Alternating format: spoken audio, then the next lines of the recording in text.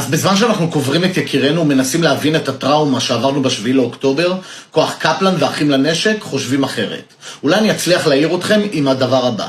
הגיעה אליי הקלטה מזעזעת של אחד הפעילים שלהם. תשמעו אותה.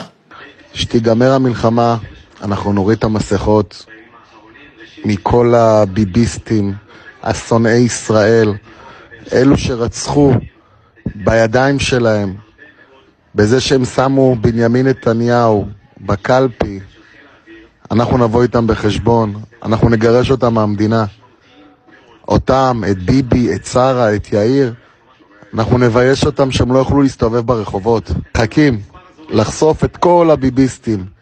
על אותו פעיל הוגשה תלונה במשטרה על ידי פורום 7/10/23. ובמידה והמשטרה לא תעשה עם זה כלום, פורום 7/10/23 יפרסם את שמו יחד עם ההקלטה. עושים סוף להסתה נגדנו. תתעוררו על עצמכם ותבינו שאנחנו רק בהתחלה. הצטרפו אלינו בטוויטר, בטיקטוק ובקבוצת הוואטסאפ של פורום 7/10/23. נגמר הבית זונות. שתפו את הסרטון הזה עם כמה שיותר אנשים.